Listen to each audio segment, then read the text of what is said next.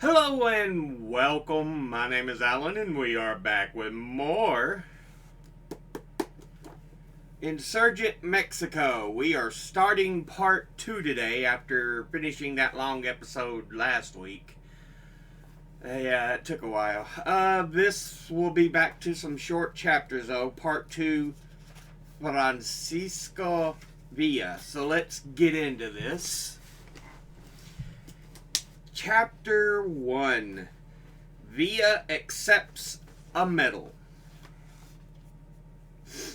It was while Villa was in Chihuahua City 2 weeks before the advance on Torreon that the artillery corps of his army decided to present him with a gold medal for personal heroism on the field. In the audience hall of the governor's palace in Chihuahua, a palace of ceremonial great luster chandeliers, heavy crimson portieres, and gaudy American wallpaper, there is a throne for the governor. It is a gilded chair with lion's claws for arms placed upon the dais, under a canopy of crimson velvet surmounted by a heavy gilded wooden cap which tapers up to a crown. The officers of artillery in smart blue uniforms, faced with black velvet and gold, were solidly blanked across the end of the audience hall, with flashing new swords and their gilt-braided hats stiffly held under their arms. From the door of that chamber, around the gallery, down the state staircase, across the grandiose inner court of the palace, and out through the imposing gates to the street, stood a double line of soldiers, with their rifles at present arms. 4 regimental bands grouped in one wedged in the crowd. The people of the capital were massed in solid thousands on the Plaza de Armas before the palace. Ya viene! Here he comes! Viva Villa! Viva Madero! Villa, the friend of the poor! The roar began at the back of the crowd and swept like fire in heavy growing crescendo until it seemed to toss thousands of hats above their heads. The band in the courtyard struck up the Mexican national air, and Villa came walking down the street. He was dressed in an old plain khaki uniform with several buttons lacking. He hadn't recently shaved, wore no hat, and his hair had not been brushed. He walked a little pigeon-toed, humped over with his hands in his trouser pockets. As he entered the aisle between the rigid lines of soldiers, he seemed slightly embarrassed and grinned and nodded to a compadre here and there in the ranks. At the foot of the grand staircase, Governor Chow, the Secretary of State Terrazas, joined him in full-dress uniform. The band threw off all restraint, and as Villa entered the audience chamber at the signal from someone in the balcony of the palace, the great throng in the Plaza de Armas uncovered, and all the brilliant crowd of officers in the room saluted stiffly. It was Napoleonic. Villa hesitated for a minute, pulling his mustache and looking very uncomfortable, finally gravitated toward the throne, which he tested by shaking the arms, and then sat down with the governor on his right and the Secretary of State on his left. Senor Balche Alcalde stepped forward, raised his right hand to the exact position which Cicero took when denouncing Catiline, and pronounced a short discourse indicting Villa for personal bravery on the field on 6 counts which he mentioned in florid detail. He was followed by the chief of artillery, who said, "The army adores you. We will follow you wherever you lead. You can be what you desire in Mexico." Then 3 other officers spoke in the high-flung, extravagant periods necessary to Mexican oratory. They called him the friend of the poor, the invincible general, the inspirer of courage and patriotism, the hope of the Indian Republic. And through it all, Villa slouched on the throne, his mouth hanging open, his little shrewd eyes playing around the room. Once or twice he yawned, but for the most part he seemed to be speculating with some intense interior amusement, like a small boy in church, what it was all about. He knew, of course, that it was the proper thing, and perhaps felt a slight vanity that all this conventional ceremonial was addressed to him, but it bored him just the same. Finally, with an impressive gesture, Colonel Servin stepped forward with a small pasteboard box which held the medal. General Chow nudged Villa, who stood up. The officers applauded violently, and the crowd outside cheered. The band in the court burst into a triumphant march. Villa put both hands eagerly like a child for a new toy. He could hardly wait to open the box and see what was inside. An expectant hush fell upon everyone, even the crowd in the square. Villa looked at the medal, scratching his head, and in a reverent silence said clearly, "This is a hell of a little thing to give a man for all that heroism you were talking about." And the bubble of empire was pricked then and there with a great shout of laughter. They waited for him to speak, to make a conventional address of acceptance. But as he looked around the room at those brilliant, educated men who said that they would die for Villa, the peon, and meant it, and as he caught sight through the door of the ragged soldiers who had forgotten their rigidity and were crowding eagerly into the corridor with eyes fixed eagerly on the compañero that they loved, he realized something of what the revolution signified. Puckering up his face, as he did always when he concentrated intensely, he leaned across the table in front of him and poured out in a voice so low that people could hardly hear, "There is no word to speak. All I can say is my heart is all to you." Then he nudged Chow and sat down, spitting violently on the floor, and Chow pronounced the classic discourse. Chapter 2. The Rise of a Bandit. Villa was an outlaw for 22 years. When he was only a boy of 16 delivering milk in the streets of Chihuahua, he killed a government official and had to take to the mountains.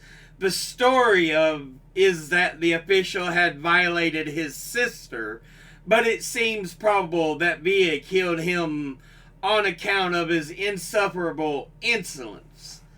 That in itself would not have outlawed him long in Mexico, where human life is cheap, but once a refugee, he committed the unpardonable crime of stealing cattle from the rich hacendados. And from that time to the outbreak of the Madero Revolution, the Mexican government had a price on his head. Villa was the son of ignorant peons. He had never been to school. He hadn't the slightest conception of the complexity of civilization, and when he finally came back to it, a mature man of extraordinary native shrewdness, he encountered the 20th century with the naive simplicity of a savage. It is almost impossible to procure accurate information about his career as a bandit. There are accounts of outrages he committed in old files of local newspapers and government reports, but those sources are prejudiced, and his name became so prominent as a bandit that every train robbery and hold-up and murder in northern Mexico was attributed to Villa. But an immense body of popular legend grew up among the peons around his name. There are many traditional songs and ballads celebrating his exploits. You can hear the shepherds singing them around their fires in the mountains at night, repeating verses handed down by their fathers or composing others extemporaneously. For instance, they tell the story of how Villa, fired by the story of misery of the peons on the hacienda of Los Alamos, gathered a small army and descended upon the big house, which he looted and distributed the spoils among the poor people. He drove off thousands of cattle from the Terrazas range and ran them across the border. He would suddenly descend upon a prosperous mine and seize the bullion. When he needed corn, he captured a granary belonging to some rich man. He recruited almost openly in the villages far removed from the well-traveled roads and railways, organizing the outlaws of the mountains. Many of the present rebel soldiers used to belong to his band, and several of the constitutionalist generals, like Urbina. His range was confined mostly to southern Chihuahua and northern Durango, but it extended from Coahuila right across the Republic to the state of Sinaloa. His reckless and romantic bravery is the subject of countless poems. They tell, for example, how one of his band, named Reza, was captured by the rurales and bribed to betray Villa. Villa heard of it and sent word to the city of Chihuahua that he was coming for Reza. In broad daylight, he entered the city on horseback, took ice cream on the plaza, the ballad is very explicit on this point, and rode up and down the streets until he found Reza strolling with his sweetheart in the Sunday crowd on the Paseo Boulevard, where he shot him and escaped. In time of famine, he fed whole districts and took care of entire villages evicted by the soldiers under Porfirio Diaz's outrageous land law. Everywhere he was known as the friend of the poor. He was the Mexican Robin Hood. In all these years, he learned to trust nobody. Often, In his secret journeys across the country with his faithful companion, he camped in some desolate spot and dismissed his guide. Then, leaving a fire burning, he rode all night to get away from the faithful companion. That is how Villa learned the art of war, and in the field today, when the army comes into camp at night, Villa flings the bridle of his horse in an orderly, or to an orderly, takes a serape over his shoulder and sets out for the hills alone. He never seems to sleep. In the dead of night, he will appear somewhere along the line of outposts to see if the sentries are on the job, and in the morning he returns from a totally different direction. No one, not even the most trusted officer of his staff, knows the least of his plans until he is ready for action.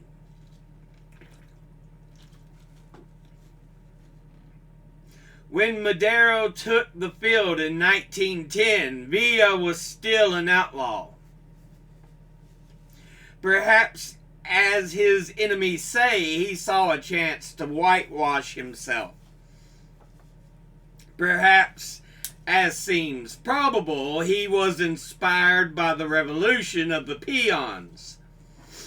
Anyway, about 3 months after they rose in arms, Villa suddenly appeared in El Paso and put himself, his band, his knowledge of the country, and all his fortune at the command of Madero.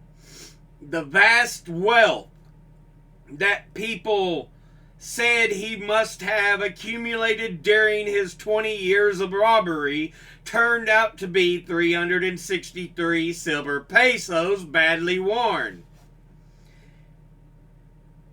Villa became a captain in the Maderista army, and as such went to Mexico City with Madero and made honorary general of the new Rurales. He was attached to Huerta's army when it was sent north to put down the Orozco Revolution. Villa commanded the garrison of Parral and defeated Orozco with an inferior force in the only decisive battle of the war.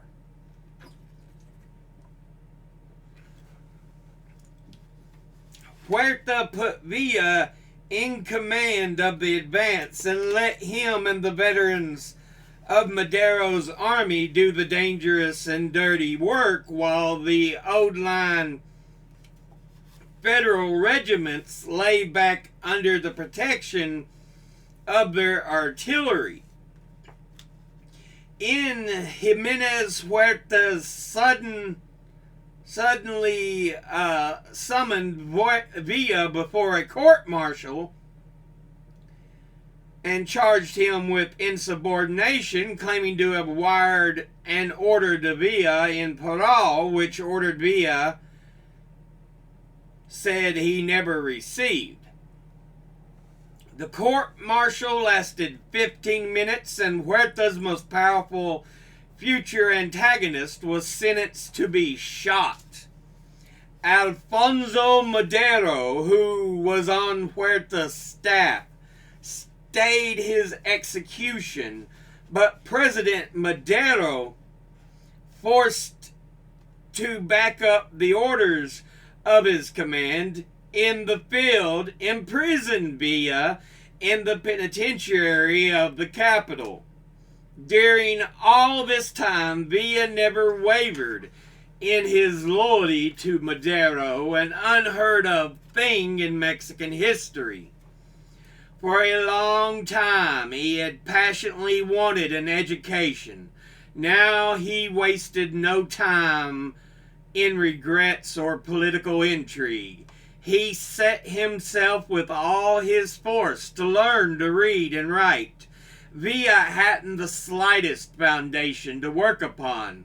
He spoke the crude Spanish of the very poor, what is called pelado. He knew nothing of the rudiments of philosophy or philosophy of language.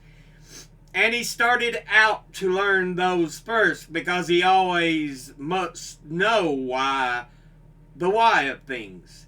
In 9 months, he could write a very fair hand and read the newspapers. It is interesting now to see him read, or rather hear him, for he has to drone the words aloud like a small child. Finally, the Madero government connived at his escape from prison, either to save Huerta's face because Villa's friends had demanded an investigation, or because Madero was convinced of his innocence and didn't care openly to release him.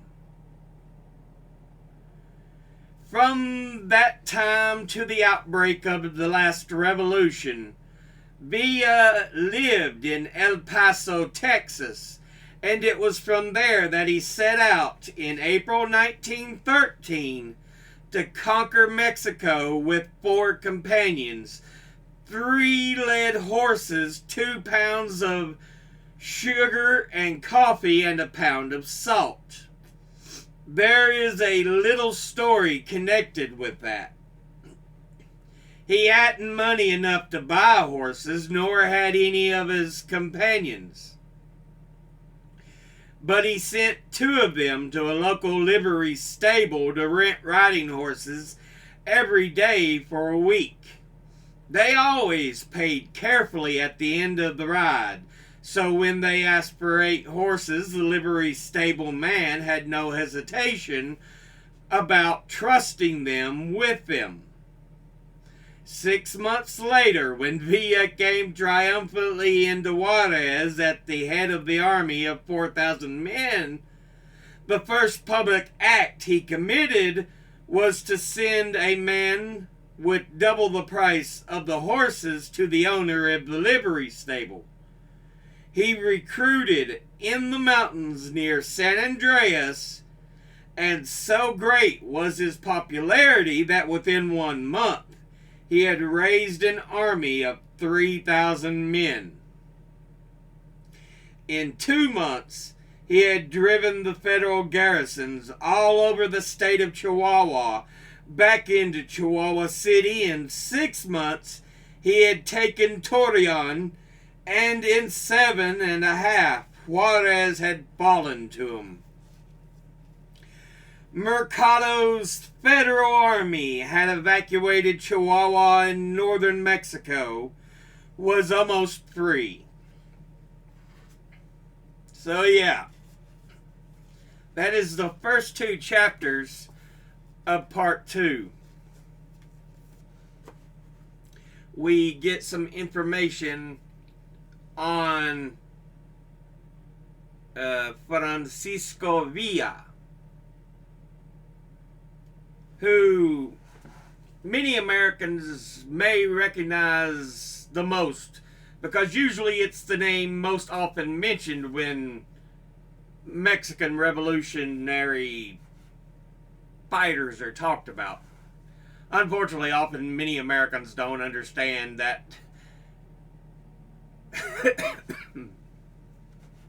Cinco de Mayo is not Independence Day. No. It's a celebrated battle. But when it comes to members, individuals in Mexican history, Pancho Villa is probably the one most people can think of. Otherwise, you're probably looking at something like Zorro. Unfortunately. Which makes me sad, because honestly, Mexico and the U.S. more or less started growing at the same time. It's just Mexico hit a lot of rough bumps and didn't have the success of the U.S.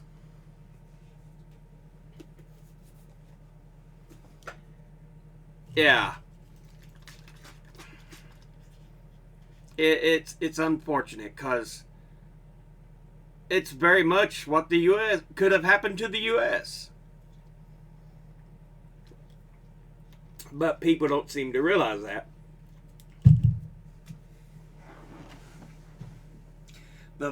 The current state of Mexico could have been what the U.S. looks like, if not for some spots of luck.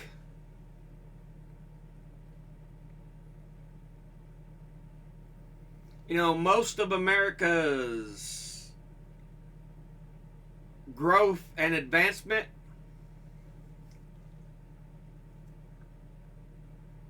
was usually due to force, due to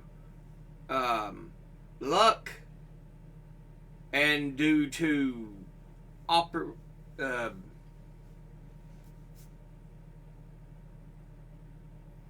cannot think of the word, but basically it's like cheating in some instances. You know, the Panama Canal, we end up creating a whole new country so that we can create a canal. It's like, we'll create this country so we can help get territory to put in a canal. Oh, Panama, you think you're going to own it? No, no, no, no. This is our canal. We just put it here because it's easier to do.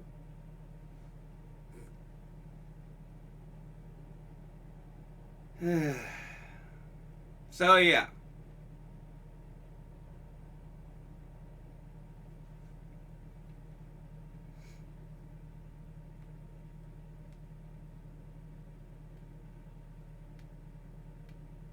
It's the situation America very well could have been in is the situation of Mexico.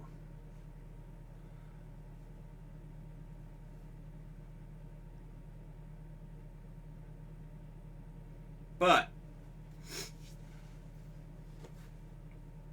we were very lucky. Unfortunately, luck seems to be running out. Morons like Trump and Biden running for office again. These old ass dumb idiots. Anyway, that'll be the end of this episode. As always, educate thyself. Think, read, study, learn. Someone tells you something you have trouble believing, ask them to cite their sources. Thank you all for watching. I'll see you all in the next video. Until then, later.